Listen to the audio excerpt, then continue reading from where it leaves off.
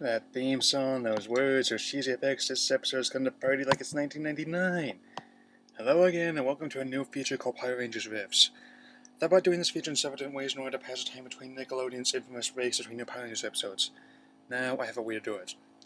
We're going to look at episodes of past seasons of Power Rangers to examine their tropes and characteristics.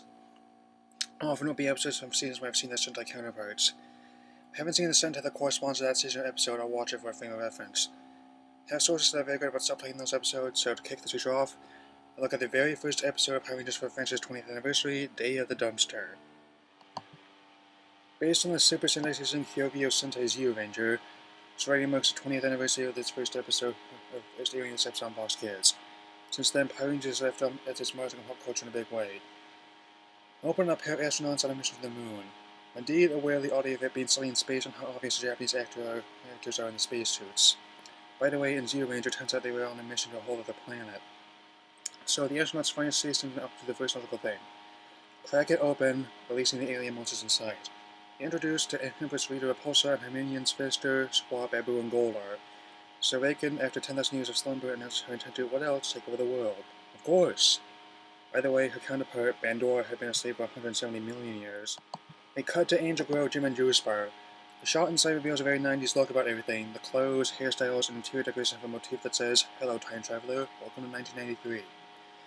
Jason, played by Austin St. John, and Zach, played by Walter Jones, practicing martial arts moves, while Kimberly, played by Amy Jo Johnson, Trini, played by the late Dewey Trong, are doing cardio exercises, complimenting each other on how well they're doing. Billy, played by David Yost, enters, about to take his first karate class. We now get the entrance of Broken Skull players, particularly Paul Schreier and Jason Harvey. They seem by many of some of the most well-known characters of the franchise. Starting out, they are stand-up bullies, but many fans notice their development throughout the early seasons, which I'm going to talk about as the future questions.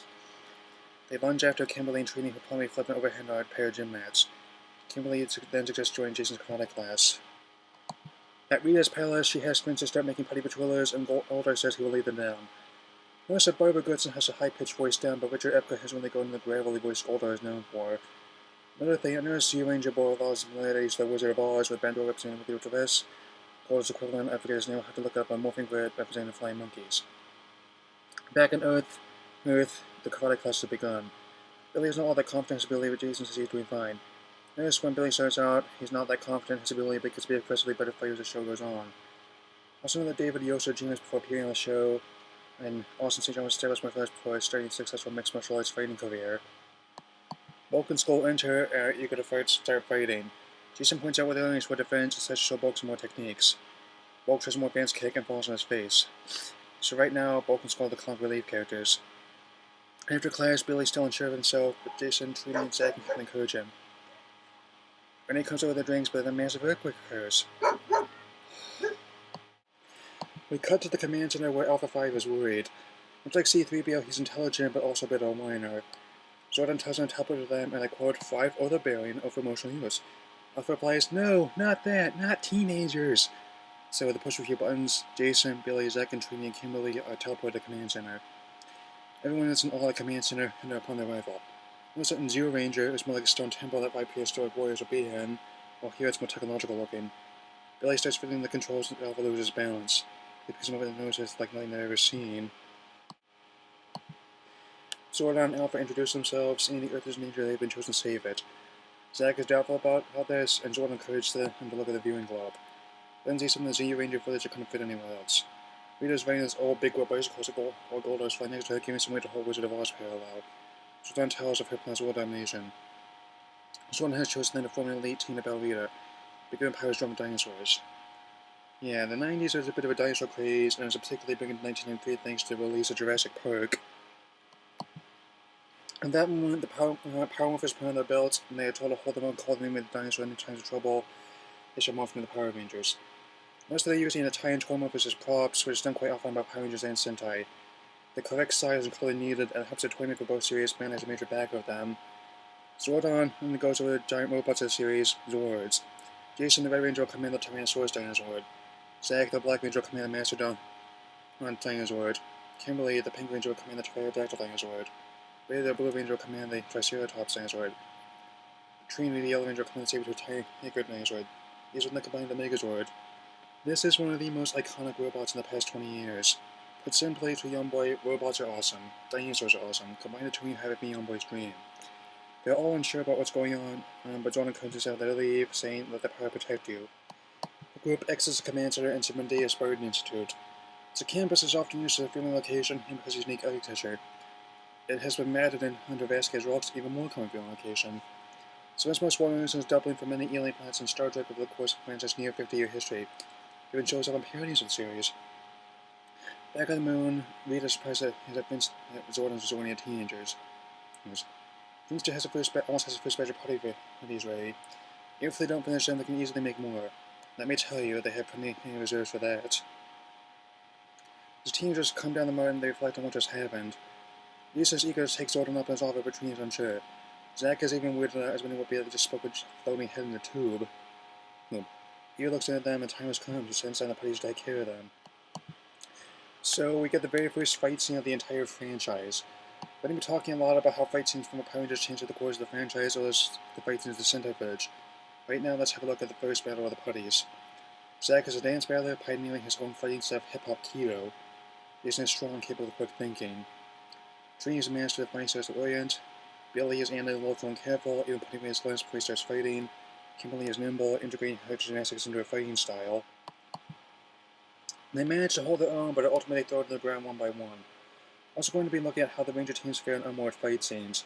Generally, they're not too great when they start out, but they tend to get progressively better at dealing with enemy threats over the course of a given season. So they moor for the first time. And yes, I am aware of the unfortunate irony of the Black Ranger being black and the Yellow Ranger being Asian. Walter Jones pointed this out when he guest starred in the 1993 episode I Love the 90s. The crew only realized this when they have filmed several episodes. As such, have been subject to many parodies and claims to college was Jordan's racist sketch. Anyway, the Rangers teleported to the city where Golda and more putties await. The first moored fight has decent choreography, but there are a few moments where the faint punches and kicks don't make contact. It's quite common in actors filming fights since enemy to use them pull their hits and fast reactions. Also, it becomes quite clear that Trini sent a counterpart male from the suit actor's muscle structure and the infamy of her baggage. The Zyuranger's tiger is even named Boy. Now, Rita throws her staff around to make Golda grow to a massive size. Rangers is stunned at this. It's a good old Kings of Suitmation, similar to the old Godzilla movies. CGI has gotten more common and it has allowed makes or fights to get more dynamic, but these older ones like the guy in suit are playing a trend to have the touch of a human hand to them. Anyway, the Rangers summon the dinosaurs. Notice there are a few shots of them in the toys filmed in a way to make them look bigger. Also, in Zyuranger in the first season of MMPR, the dinosaurs / guardian beasts are depicted with older stages of appearing to the dinosaurs seen as slow, dimwitted the beasts. Our Ranger and Dinosaur depicted them when the events have been made more agile and crafty. I can only imagine what will happen when the new Sentai Kyoryu is adapted for Power Rangers. As the Rangers sleep in the cockpits of their Zords, Ron Rasselman's Dragon Rock score sets a tons of dinosaurs to combine into a massive tank. Fans have posted there's something known as a Rasselman vector. It's music some of the complex fight scenes the better it is. Consider bringing back the original theme song for Samurai Makeover 7 Direction, but it uses more stuff like this. The tank barrels through the field, so the fight scenes full of lasers, explosions, and electric guitar riffs. Man, I'm so 90s. The Megazord stops the transformers robot staying tall as his eyes light up and covered in lightning. Flashes the Golda to appear evenly matched. She draws the powers so that Golda leaves. The Rangers had their first victory. Rangers celebrate at the command center. Zordon gives them 3 rules to keep the powers. 1. Never use your power first in the game. 2. Never let escalate a battle unless the enemy gives you no choice. 3. Keep your identity secret as Power Rangers. For this, the Rangers join hands and throw them in the sky, accepting to do as Power Rangers.